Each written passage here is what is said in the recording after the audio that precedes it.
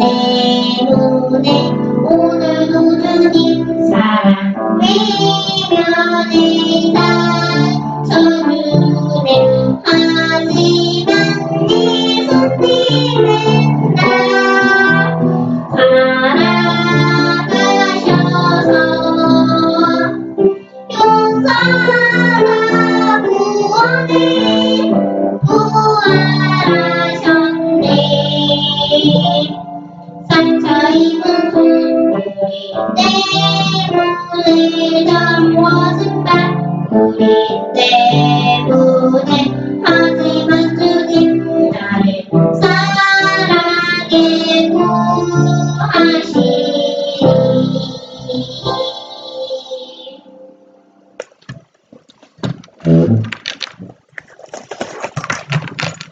성화는 이렇게 이루어집니다. 많은 그리스도인들은 성화에 대해서 많은 관심과 또 어떻게 성화가 이루어지는지 사람들은 이 문제를 말씀을 통해서 예수님처럼 닮아가려고 꽤 노력하고 열심히 살아가고 있습니다. 그런데 어떻게 성화가 이루어지는지 본질적으로 성경과 예언의식을 통해서 또 우리의 믿음의 선배들은 어떻게 이 과업에 이룩하고 있는지 우리가 그것을 살펴봐야 됩니다.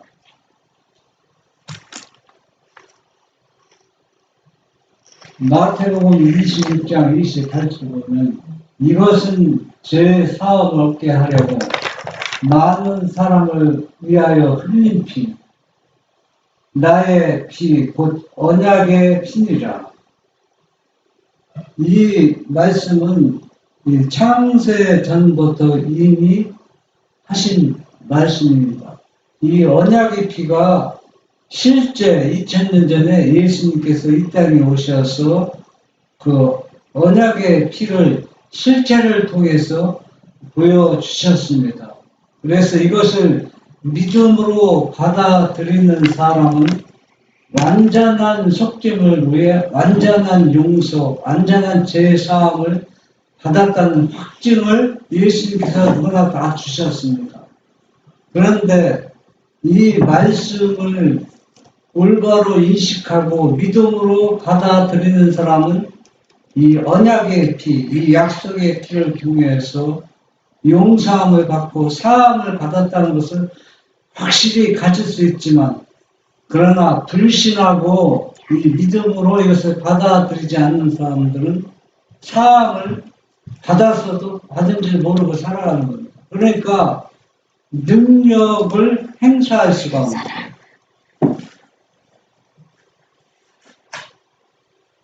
히브리서 13장 20절. 양의 큰 목자이신 우리 주 예수를 영원한 언약의 피로 죽은 자 가운데서 이끌어 내신 평강의 하나님이 우리가 왜 죽은 자 가운데서 이끌어내기 위해서 이 예수는 영원전부터 언약의 피로 약속해 주셨는데, 예수님이 죽으심으로 인해서 우리를 어디에서 끌어내셨어요? 죽은 자 가운데. 죽은 자가 끌어냈다는 얘기는 죄에서 끌어냈다는 얘기입니다. 이게 우리가 볼 때는 단순하고 간단한 문제 같지만 여기에는 엄청난 거가 따르고 있어요. 대가가 지불되어 있고 희생이 지불되어 있다는 겁니다. 그래서 우리가 이 대가와 희생을 생각하지 않으면은 이 언약의 피는 우리에게 아무 뭘 해줄 수가 없는 겁니다. 그러면 희생을 통해서 이 언약의 피가 우리를 죄에서, 우리를 죽음에서 건져냈으면 우리도 뭐가 따라야 됩니까? 희생이 따라야 된다는 얘기예요. 그 희생이라는 얘기는 다른 게 아닙니다. 내 자신이 내 생각과 내 모든 것을 다 죽고 이 언약의 피를 받아들이는 것입니다. 그런데 가룟 유다는 자신에 대해서 하나도 죽지 않고 하나님의 언약의 피를 자신의 생각에다가 맞추는 겁니다. 자신의 뜻에 맞지 않는다고 해서 이 가룟 유다는 예수님을 버렸습니다. 그러나 열왕기자는 어때요? 자아와 교만이 가득 찼지만 자신의 생각 모든 것을 다 예수님 앞에 내려놓고 예수님의 그 피로 완전히 씻음을 받은 것을 우리가 알 수 있습니다. 화해주석 히브리서 13장 20절 영원하신 자비의 언약 죄책감으로 시달리고 있는 사람들이여 그들에게 희망이 있음을 기억하라. 인류의 구원은 언제나 하늘에 열렸던 회의의 토론 제목이었다. 자비의 언약은 창세전에 만들어진 것이었다. 그것은 영세 전부터 있었고 그래서 그 언약은 영원한 언약이라고 불리운다.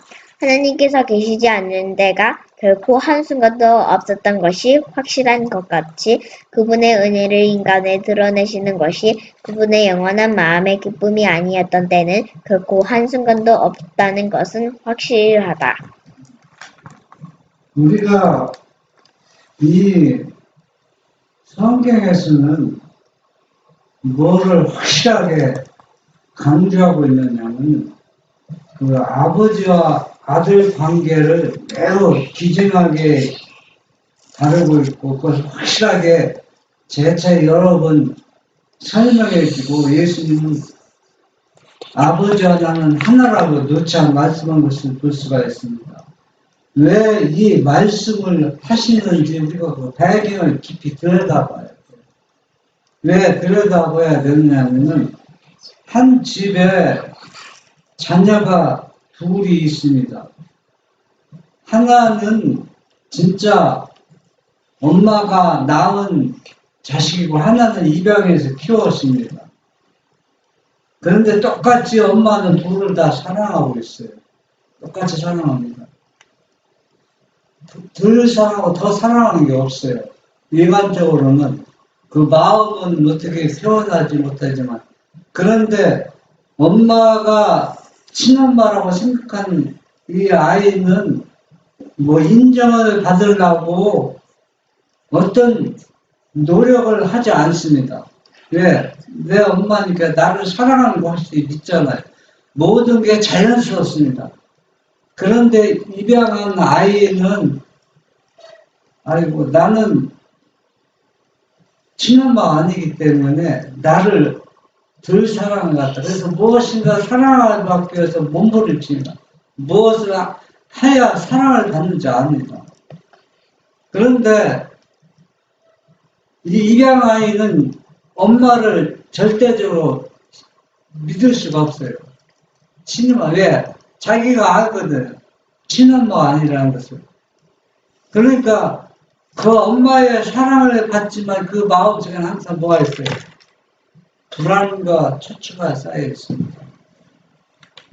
우리가 똑같아요. 제사함을 분명히 약속해 주었는데도 그걸 온전히 받아들이지 못하는 거예요.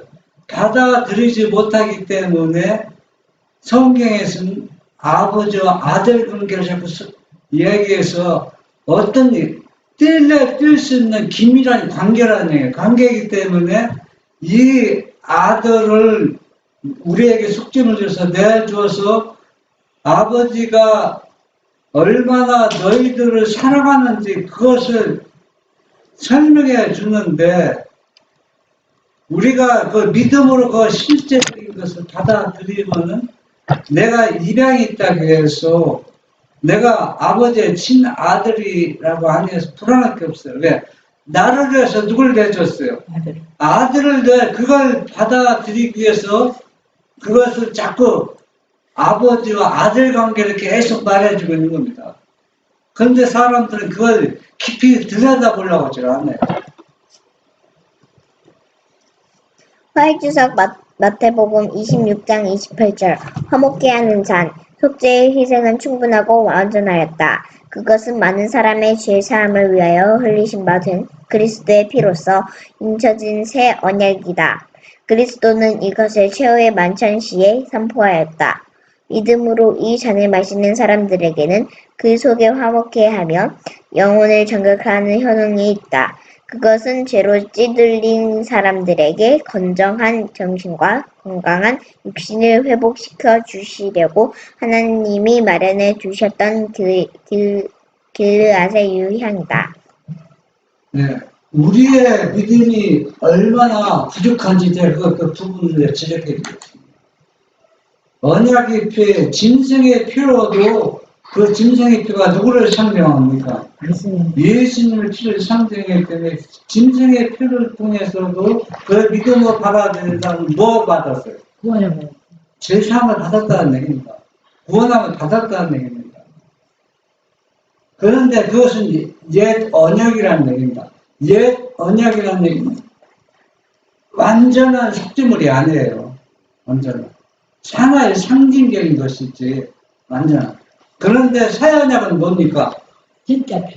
진짜 피, 실물이 오셨기 때문에 이거는 우리의 제사하는데 뭐 속죄물이 부족합니까? 완전하다는 게 완전하다는 겁니다. 그래서 이 완전한 피로 우리를 인쳐주신 약속이기 때문에 이것을 최후의 만찬에서 이것을 제자들에게 나누어주고 먹이는 겁니다. 먹이고서 얼마 있다 예수님이 실제 어때요? 떡을 제공했고 실제 피를 주었습니다. 네? 그래서 이것은 새 언약의 피, 새 언약의 떡이기 때문에 우리가 옛 언약에는 불완전했지만 이거는 완전한 속죄가 성립되기 때문에 이걸 믿음으로 우리가 받아들여야 되는 것입니다.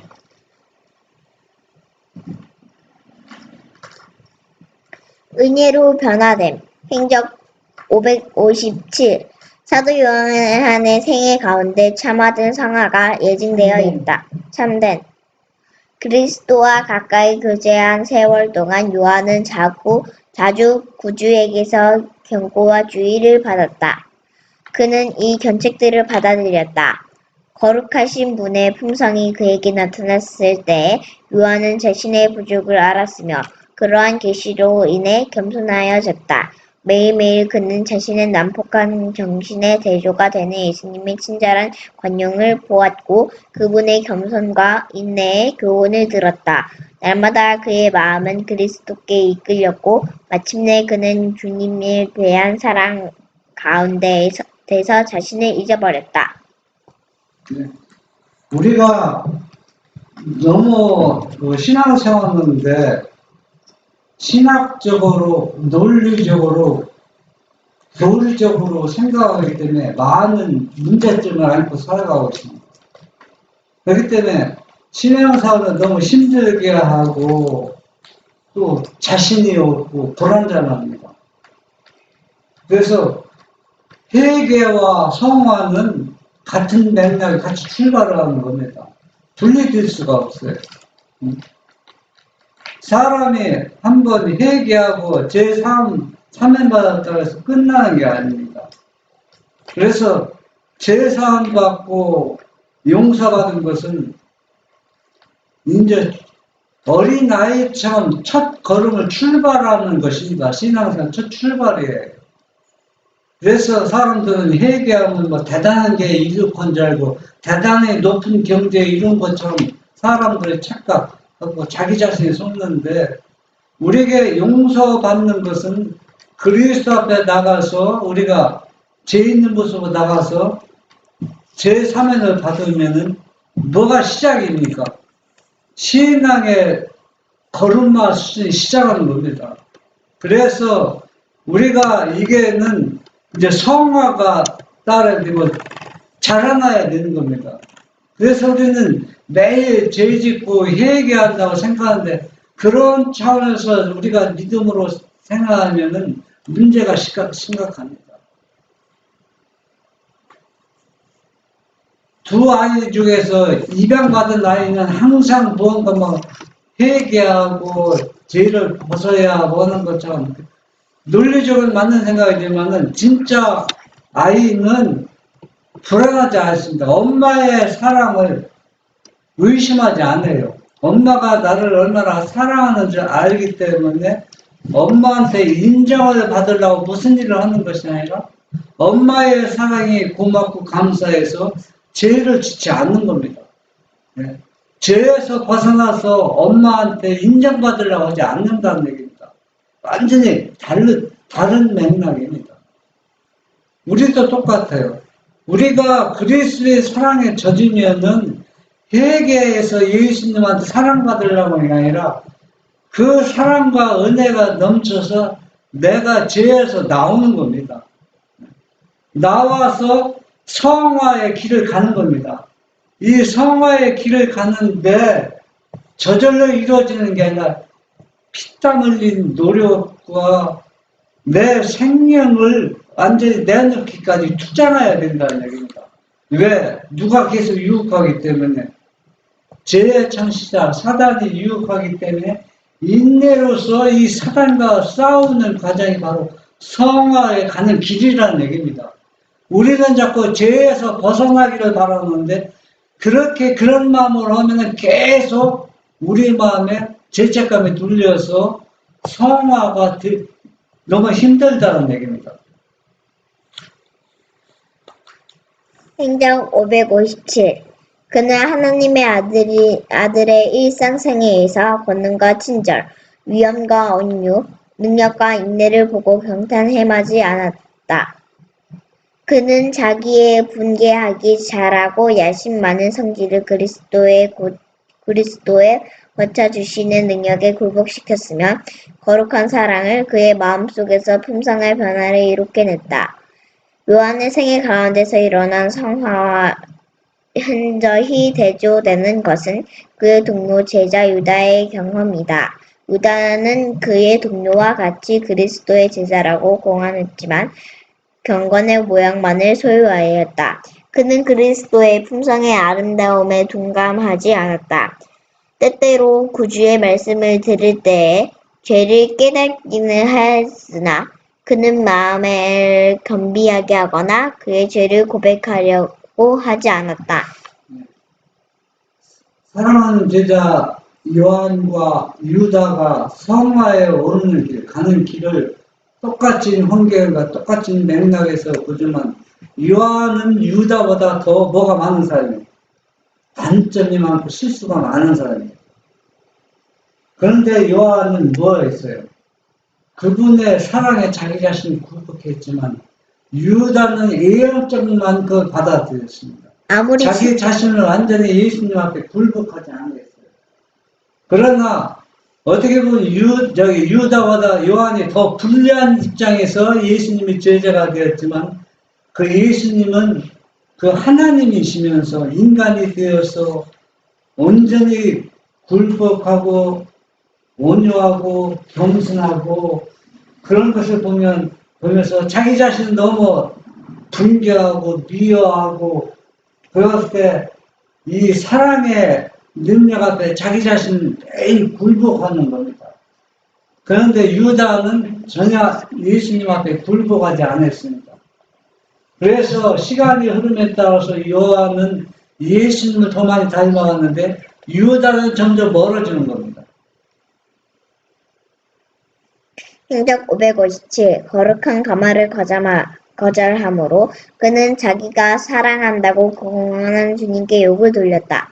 요한은 자아의 결정과 열렬하게 싸웠으나 유다는 그의 양심을 범하여 유혹에 굴복하고 그의 악한 습관을 더욱 굳게 하였다. 그리스도께서 가르치신 진리를 실행하는 것은 그의 소망과 목적에 일치되지 않았다. 그는 하늘의 지혜를 얻기 위하여 스스로 자신의 이상을 버릴 수 없었다.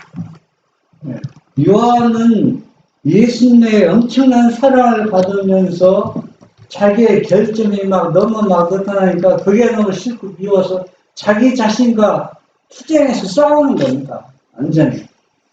싸워서 자아를 이겨가지만은 유다는 그렇지 아니했다는 얘기입니다. 우리도 신앙생활 똑같습니다. 사람들은 어떻게 생각하냐면 이 성화의 과정에서 매일 평생 동안 죄 짓고 용서받고 그렇게 생각하는 그게 아니라는 얘기입니다. 이 성화의 과정에서 죄와 싸워 투쟁하는 겁니다. 이것이 평생의 싸움입니다. 성화는 저절로 이루어지고 믿음이 저절로 높은 단계에 이르는 게 절대 아니라는 얘기입니다. 사랑이자 요한처럼 매일 예수님의 그 사랑을 자기가 굴복하면서 자기 자신과 싸우고 유혹에 굴복하지 않도록 자기 자신을 싸우는 겁니다. 계속. 이 투쟁이 없이는 성화의 높은 경제에 오를 수가 없다는 얘기입니다. 행정 557. 빛 가운데 행하는 대신 그는 어두움 속에 행하기를 선택하였다. 그는 악한 욕망, 탐욕, 복수심이 가득 찬 감정, 음침하고 우울한 생각 등을 품고 있다가 마침내 사단에 완전히 장악되었다. 요한과 유다는 그리스도를 따른다고 공언하는 자들을 대표한다. 이 두 제자는 모두 거룩한 모본을 연구하고 따를 수 있는 동일한 기회를 가졌다. 두 사람은 그리스도와 친밀히 교제하고 그분의 가르치심을 들을 특권을 받았다. 한번 지금 요한과 유다가 지금 왜 요한은 높은 경지에 오르고 유다는 왜 높은 경지에 오르지 않고 결국은 성경에 응하려 한 것처럼 예수님 자기의 스승을 팔아 넘길 수밖에 없느냐. 사단에게 완전히 왜 장악했냐. 유다도 똑같은 기회와 사랑을 받았습니다. 그런데 요한은 뭡니까? 자기 자신과 싸워서 이기는 경험을 생활 속에 경험한 겁니다. 그런데 유다는 그런 욕망과 악한 그 복수심, 그런 감정들을 어때요? 계속 마음에 품고 있어요. 그것을 몰아내려고 하나도 투쟁을 하지 않는 것입니다. 예수님께 굴복을 안 했어요. 자기 자신과 싸우지 않았다는 얘기입니다. 유다도 이런 생각이 나쁘다는 걸 알면서도 환멸시키는 것은 뭐냐면 이 예수님을 이용해서 이스라엘 왕으로 만들고 싶은 그 자기의 욕망을 하나에 표출한 것입니다. 그런데 요한은 어때요? 자기 욕망을 완전히 싸워서 이기는 겁니다. 그래서 예수님 뜻에 합당하게 일치하는 것을 매일매일 자신과 싸워서 경험하는 겁니다. 동일한 기회를 주었지만 유다는 실패하고 요한은 승리하면서 살아가는 겁니다. 행적 557. 각자는 심한 품성의 결점을 가졌고 품성을 변화시키시는 하나님의 은혜에 접근할 수 있었다. 그러나 전자는 겸손히 예수를 배운 반면에 후자는 자신이 말씀을 행하는 사람이 아니요 듣기만 하는 자임을 나타내었다. 전자는 날마다 자신에 대하여 죽고 죄를 극복함으로 진리를 통하여 상환되었으나 후자는 변화시키는 은혜의 능력을 거절하고 이기적 욕망을 품음으로 사단의 노예가 되었다. 요한의 생애 가운데 나타난 것과 같은 품성의 변화는 항상 그리스도와 교제한 결과이다. 네.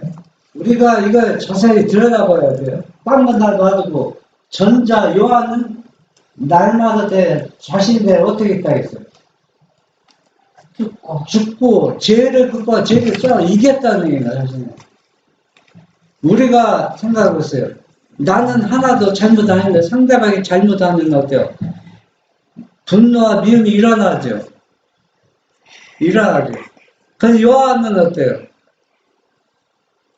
그 분노와 미움이 상대방 잘못해 일어나지만 그걸 어때요? 극복해 나가 있다는 얘기입니다. 이겼다는 얘기예요. 근데 유다는 어때요? 자기 자신에 싸워 죽지 않다는 얘기입니다. 이게 여러분들 이해가 안 갈지 모르지만 상대방이 아무리 잘못했어도 내가 화나는 거는 상대방과 똑같은 죄를 범하고 있는 거예요. 왜? 상대방이 잘해서 내가 잘하는 건 누구나 다 할 수 있는 일이에요. 그거는 그리스도인이 아니라는 얘기입니다. 상대방이 잘못했을 때 내가 그것 때문에 노하거나 분노하면은 이거는 유다 같은 마음이 드는 겁니다. 아니, 세상에 자기한테 잘해주는 사람 잘해주는 거 그게 뭐 대단한 일입니까? 아무것도 아니에요. 그거는 똑같은 죄를 범해서 자기는 죄를 안 짓고 상대방은 죄를 지었다고 생각하는 것, 이게 어떻게 보면 참남집니다. 내가 나중에 얘기하겠지만 엄청난 죄를 더 짓는 거예요. 그래서 유다는 그래서 성화의 길을 가지 못하는 겁니다. 그런데 요한은 유다보다 더 결점이 많아요. 더 많고 품성으로도 불리한 입장에서 예수님이 제자가 돼서 똑같은 여경에 똑같은 기회를 주었지만 요한은 달라지고 유다는 더 악해지는 겁니다. 왜 악해지는가? 자신과 싸우지 않는 겁니다. 그런데 요한은 매일 자신과 싸워서 이기는 겁니다. 그래서 변화의 능력을 더 크게 경험하고 있는 겁니다. 행적 557. 개인의 품성에 현저한 결점들이 있을 수 있으나 그가 참된 그리스도의 제자가 될 때에 거룩한 은혜의 능력은 그를 변화시키고 성화시킨다. 거울을 보는 것처럼 주의 영광을 바라봄으로 그는 영광에서 영광으로 변화하여 마침내 그가 사모하던 그분과 같아진다. 네. 왜 예수님께서는 나의 마음을 너에게 주느라고 했느냐? 예수님은 어떤 여건과 환경에서도 자신을 원망하거나 분노하거나 미워하지 않았습니다. 한번 예수님의 생애를 보세요. 예수님은 얼마나 억울한 대접을 받았습니까? 그런데 그 누구한테 너 죄를 범한다, 뺨을 때리고 조롱하고 그렇게 해도 욕해도 예수님은 화나고 분노했습니까? 다 고상을 받았습니다. 우리도 예수님한테 의를 받은 사람, 사랑을 나눠받은 사람은 예수님과 똑같은 입장에 놓여도 우리가 분노하거나 화를 낼 수가 없어요. 왜? 그분의 사랑은 원수라도 사랑하기 때문에 그렇습니다. 모든 사람을 다 사랑으로 포옹하는 겁니다. 그래서 요한은 예수님의 사랑을 받으면서 그의 품성은 어때? 예수님 바라보면서 점점 누구를 닮아가는 거예요? 예수님을 닮아가는 겁니다. 그런데 유다는 예수님과 점점 더 멀어지는 게 왜 그렇습니까? 예수님은 바라보지만은 예형적만 바라보는 겁니다. 실제로 예수님의 사랑을 마음에 받아들이지 않는다는 얘기입니다. 참선된 죄. 행적 561. 기록하는 천사들로 하여금 하나님의 백성의 거룩한 싸움의 역사를 기록하게 하며 그들의 기도와 눈물을 기록하게 하라. 그러나 인간의 입술에서 나는 죄가 없다, 나는 거룩하다는 선언을 바람으로 하나님께 욕을 돌리지 말라. 성화된 입술은 결코 그와 같은 찬란된 말을 하지 않을 것이다. 이 말씀을 아주 주의 깊게 생각해야 됩니다. 얼마나 내 자신이 큰 죄를, 참난 죄보다 더 큰 죄가 없어요. 네? 내 죄를 하나도 안 지었다고 하지만 입술로 뭘 범하고 참난 죄를 범하고 있습니다. 내가 죄가 없다, 거듭나 없다, 나는 완전히 새로운 사람이 태어났다, 다시. 이건 뭐냐면 내 속에 뭐가 없다는 얘기야. 죄의 흔적이 하나도 없이 소멸되었다는 얘기인데, 그런데 선한 분은 예수님도 자기가 선하다고 얘기하지 않았어요. 오직 선한 분은 누구라? 나를 보내신 아버지 한 분이라고 얘기했습니다. 예수님이 진짜 선한 분이 아닙니까? 선한 분입니다. 그런데도 자기 자신이 선하다 안 했어요. 왜 선하다 안 했느냐? 예수님은 죄 있는 육신의 모양이 이 땅에 오셨습니다. 죄를 짓지 않았지만 인간의 모든 죄를 다 몸소 다 가져갔기 때문에 자기 자신은 선하다고 하지 않았습니다. 그런데 사람들은 내가 말씀을 보고 회개하고 용서받으면은 나는 죄가 완전히 없는 것처럼, 완전히 선한 사람이 된 것처럼 자기 자신이 속고 있습니다. 인간은 누구도 자기 자신이 죄 없다, 거룩하다고 그렇게 하는 사람은 뭐라? 가장 그 참남죄에 속한다. 천사를 기록한다고 했습니다.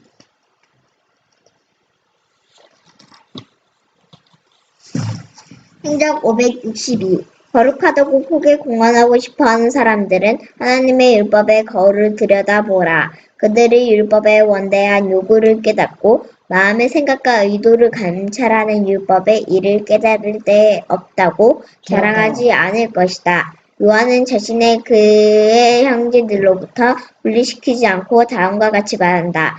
만일 우리가 죄 없이 하면 스스로 속이고 또 진리가 우리 속에 있지 아니할 것이요 만일 우리가 범죄하지 아니하였다 하면 하나님을 거짓말하는 자로 만드는 것이니 또한 그의 말씀이 우리 속에 있지 아니하리라. 만일 우리가 우리 죄를 자백하면 저는 미쁘시고 의로우사 우리 죄를 사하시며 모든 불의에서 우리를 깨끗하게 하실 것이요.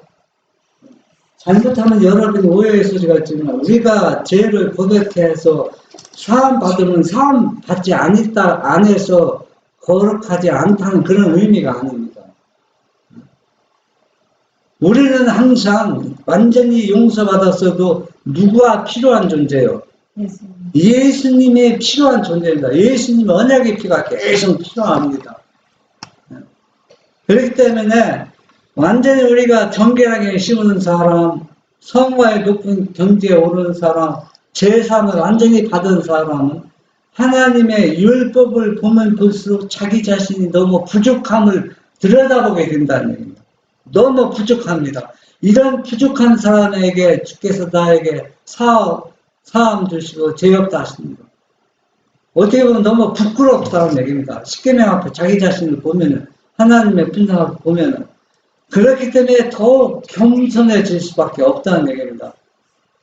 죄사 안 봐서 죄에 움츠려서 그런 모습을 드러내는 게 아니라는 얘기입니다.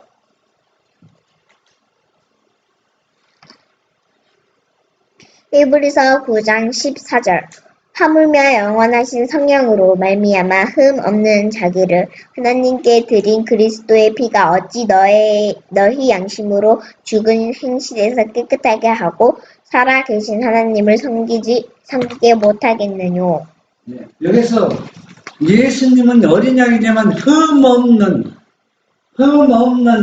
완전한 속죄물로 되어서 이 완전한 속죄물이 너의 죄를 어떻게 깨끗하게 할 수 없겠냐는 얘기입니다. 그렇기 때문에 이것을 믿음으로 받아들이라는 얘기입니다. 그러면 너의 양심이 어떻게 된다? 깨끗함을 받는다는 얘기입니다. 우리가 깨끗함을 받았다 해서 우리가 나는 거룩하다, 죄 없다, 거듭났다 그렇게 말하는 것이 아니잖아요. 이게 다 누구의 은혜입니까? 그분의 은혜지 내가 뭐 믿음이 있어서 그런 게 된 게 아니라는 얘기입니다. 그러니까 자랑할 까닭도 없고 자기 자신이 더 부족함을 더 보게 된다는 얘기입니다. 그렇기 때문에 더 누구를 의지할 수밖에 없어요. 구주를 의지할 수밖에 없어요.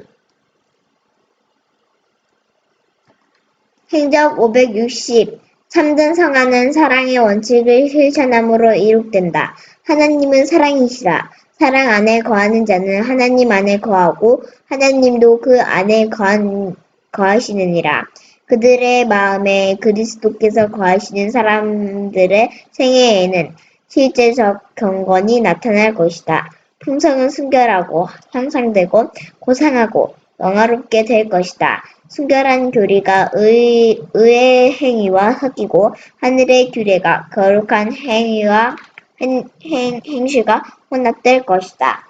우리가 성화의 높은 경지에 이르기 위해서는 세상 만물이 다 하나님의 사랑 때문에 모든 것이 아름답게 보입니다.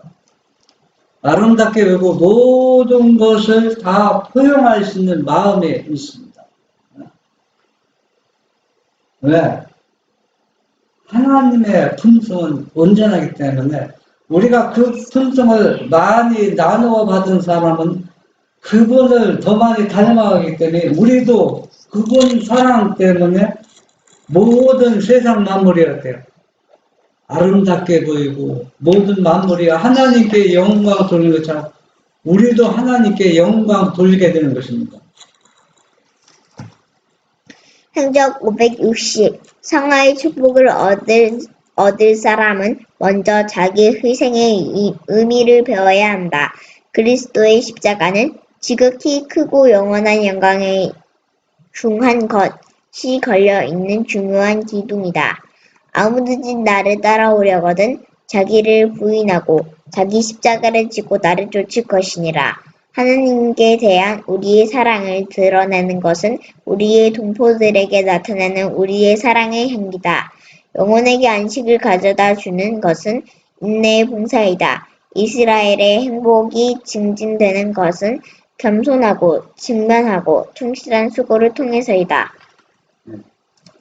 요한처럼 예수님 그 사랑과 근면함과 겸손함과 그것을 눈으로 직접 보면서 자기가 화나고 분노할 때 욕망이 일어날 때마다 그 예수님 바라보면서 자기 자신 계속 매일 죽는 겁니다. 그래서 성화의 기동이 되는 것은 뭐냐 하면은 뭐라고 했어요? 그리스도의 십자가는 희생입니다. 희생. 희생의 기둥이 뿌리가 돼야 돼요. 예수님도 우리의 사랑 때문에 뭐 했습니다. 사랑 때문에 희생한 겁니다. 그렇잖아요. 여러분들도 사랑 때문에 희생하는 겁니다. 예수님은 하나님입니다. 하나님이면서 인간들이 하나의 누구처럼 종처럼 취급했잖아요. 종처럼. 왜 종처럼 취급받아야 했습니까? 내 죄는 하나님의 진노의 마지막 승자는 마지막 피 한 방울 남기까지 다 마셔야 된다는 얘기입니다. 그렇기 때문에 실제 죄 없는 분이 죄 있는 사람의 모습으로 속죄물이 되신 겁니다. 왜? 그 죄를 가져갔기 때문에. 그런데 우리는 조금 믿음이 있으면은 내가 큰 의로운 것처럼 상대방의 잘못을 보면은 못 봐주는 겁니다. 그러나 그 인내 속에 자아가 일어날 때 그 희생하는 겁니다. 내 자신이 죽는 게 희생이라는 얘기입니다. 그래서 요한계시록에 보면은 목마른 자는 뭣도 돈 없이 다 값없이 마시는데 또 뭐라 해서 돈을 믿으면 그 라오디아 교인들에게 치료 방법이 뭐라 했어요? 돈 주고 살아야겠습니다. 돈 주고 살아라는 얘기는 실제 돈을 지불하는 얘기가 아니라 희생을 하는 희생. 그 희생을 해서 믿음을 살아라는 얘기입니다. 그 희생은 내 자신의 욕망과 자아가 죽지 않으면 그 믿음을 예수님께서 받을 수가 없습니다. 그래서 요한처럼 매일매일 예수님의 사랑 앞에 굴복하고 자기 자신이 죽는 경험을 하는 것이 뭐라? 희생이라는 얘기입니다. 행적 560. 하나님께서는 그리스도의 길을 기꺼이 따르고자 하는 사람들을 붙드시고 능력을 주신다. 성활은 한순간, 한 시간, 하루의 일이 아니라 필생의 사업이다. 이것은 고양된 행복감으로 얻어지는 것이 아니라 끊임없이 죄에 대하여 죽고 그리스도를 위하여 하는 일의 결과이다. 사는 일의 결과이다. 나약하고 때때로 중단되는 노력으로는 잘못들을 바로잡을 수 없고 풍성의 개혁을 단행할 수 없다. 예, 성화는 한순간, 한 시간, 하루의 일이 아니라 필생의 사업이다. 그런데 이걸, 이 본질을 잘못 이해하는 사람이 있어요. 우리가 평생 동안 죄 짓고 용서받고 평생 동안 또 죄 짓고 용서받고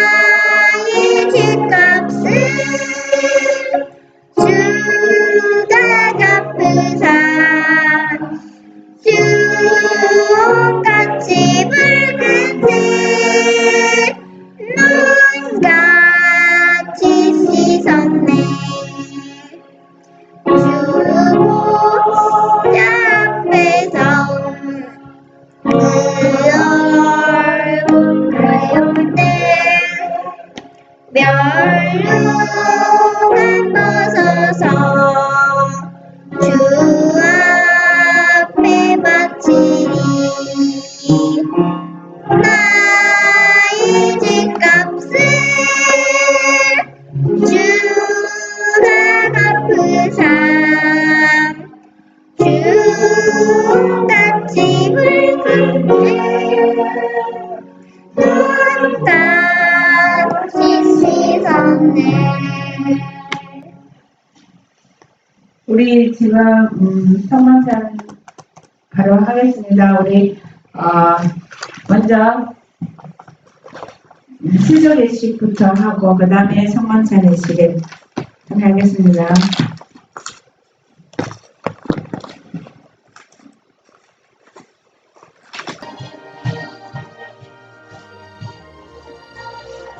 예수님께서는 마태복음 26장 26절에 예수님께서 떡을 가지시고 축복하시고 떼어 제자들에게 주시며 가라사대 받아 먹으라 이것이 내 몸이라고 하셨어요. 우리 떡을 위해서 기도하시고 우리 우선에 이거 상포를 거두시고 우리가 예수님께서는 이 떡이 예수님의 몸이라고 했습니다.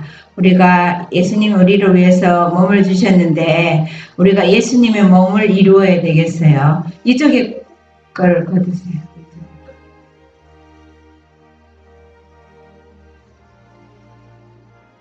그 다음 여기 가서 떡을 위해서 기도를 좀 해주시기 바랍니다.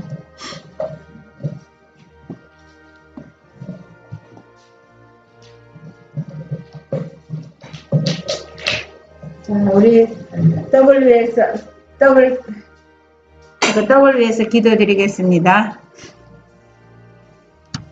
하늘에 계신 아버지, 이 시간 거룩한 이 성만찬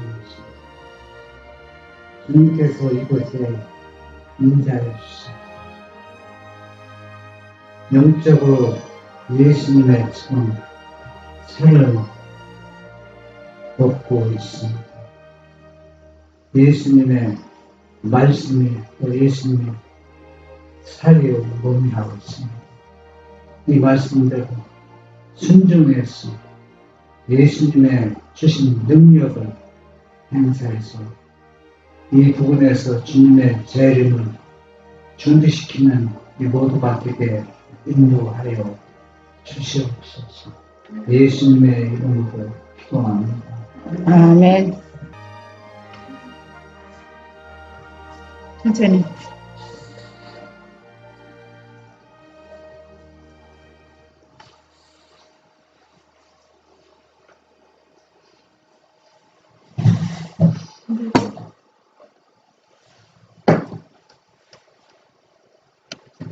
우리 묵상하는 마음으로 예수님의 살을 먹는 그것을 생각하면서 우리 먹겠습니다.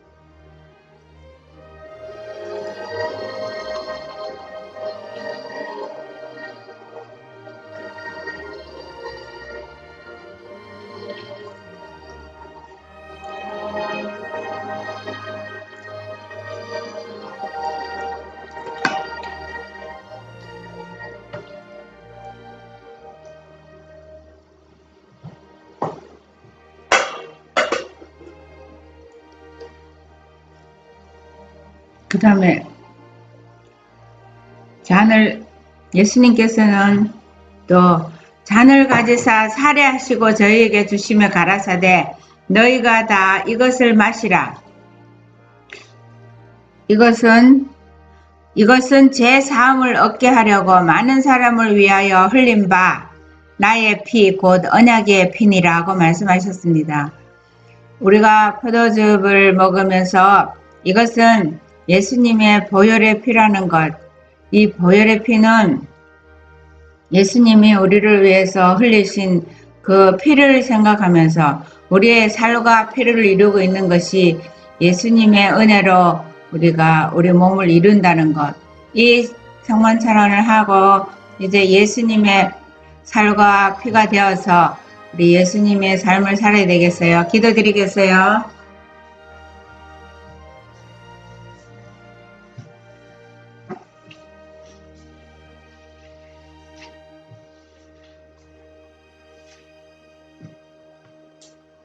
감사하신 우리를 위하여 피 흘려주신 예수님, 이 시간 주님께서 우리에게 제자들에게 마지막으로 떡과 포도즙을 나누면서 나의 살과 피를 먹으라고 했습니다.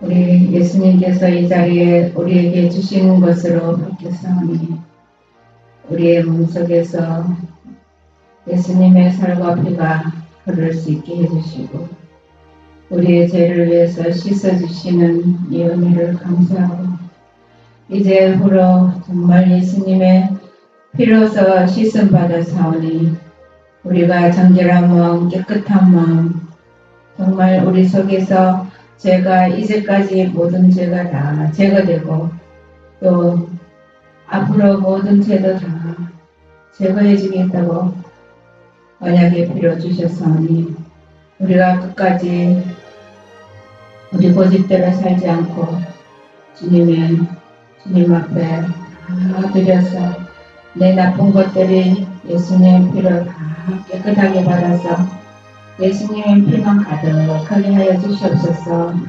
우리의 삶을 주님께 드리오며 우리의 모든 생각과 이것이 내 맘대로 하지 않고 예수님의 생각대로 할 수 있도록 순간마다 내 자신의 생각을 복종케 하는 삶이 되게 하여 주시옵소서. 예수님의 이름으로 기도드렸습니다. 아멘.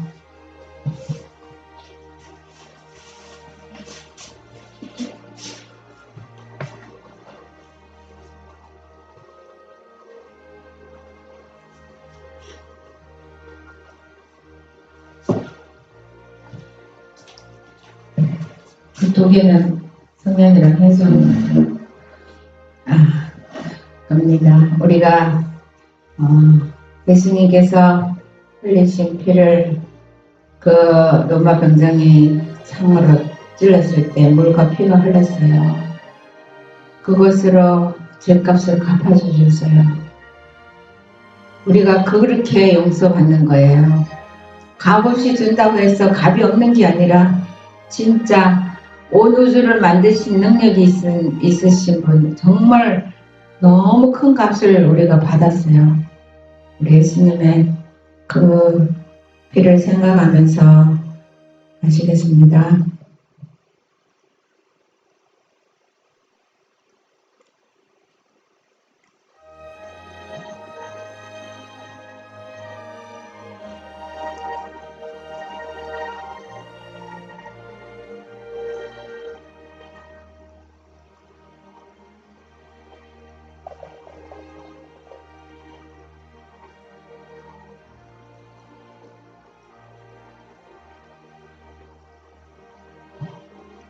포도즙이 참 맛있네요. 자, 우리 잔을 거두겠습니다.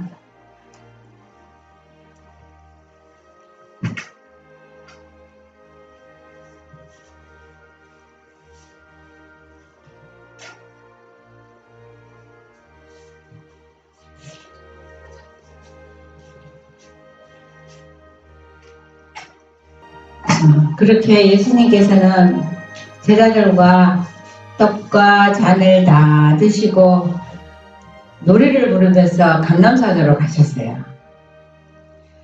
감람산으로 가서 겟세마네 동산에서 마지막 기도를 드렸어요. 우리가 정말 예수님이, 그런데 제자들은 예수님이 십자가를 지고 이렇게 십자가에 달리시고 이런 것을 상상을 못했어요. 그런데 예수님은 다 아시고 자기 몸을 이제 십자가에 너희들을 죄값을 다 지불하기 위해서 십자가를 지어야 된다는 거. 예수님이 힘이 없어서 십자가를 못 피한 거 아니에요. 예수님은 그 베드로가 그 군병들이 왔을 때 그 대제사장의 종의 길을 잘랐을 때 예수님은요 그 로마 군인들이 묶고 있던 그것을 딱 풀고 그 길을 만져주면서 딱 붙여줬어요. 그렇게 모든 힘이 있지만 죄인의 한 사람으로서 유월절 양이 되셨어요. 그 예수님을 생각하면서 우리가 정말 이제 떡과 포도즙을 먹었으니 예수님의 그 생각들이 오늘 안식일 동안 하루 우리 이제 2022년 계속 우리가 이 마음에서 떠나지 않게 되기를 바랍니다. 우리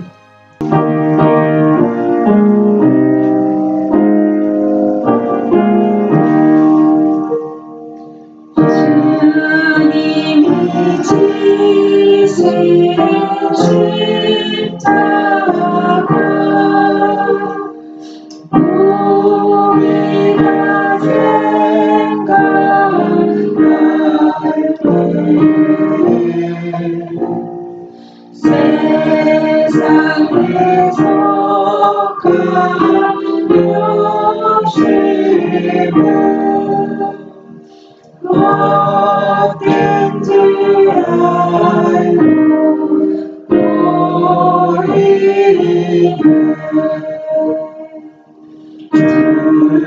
죽으신 그들 어깨에는 사랑을 달게 하소서.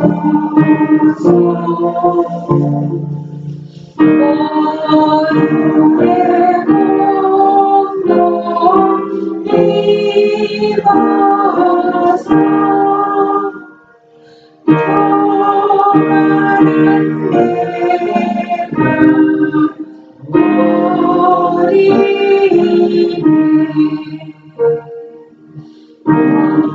우리여 스쳐 올 때에 하얀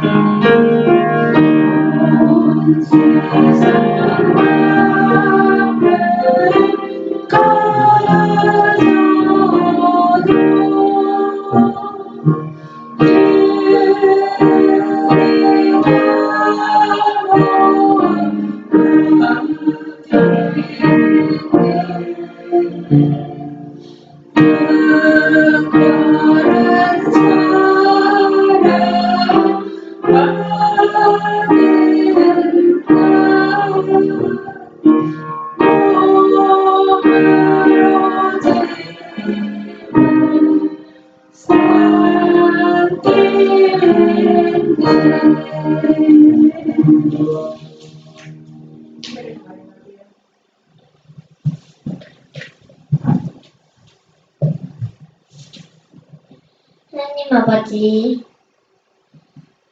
예수님을 이 세상에 보내어 우리가 하늘나라 갈 수 있게 해주신 거 정말 감사합니다. 우리가 이 예수님의 사랑을, 하나님의 사랑을 전파할 수 있게 해주시고, 이 감사함을 항상 전파해서 사람들이 예수님께 마음을 바치고 항상 예수님과 함께 하게 해주세요. 그 다음에, 그리고 예수님이 우리를 위해 지신 십자가가 우리를 구원할 수 있다는 것을 믿고 우리가 하늘나라에 그 믿음을 가지고 가서 예수님께 면류관을 드리고 경배를 드릴 수 있게 해주세요. 예수님의 이름으로 기도드렸습니다. 아멘. 아멘. 감사합니다.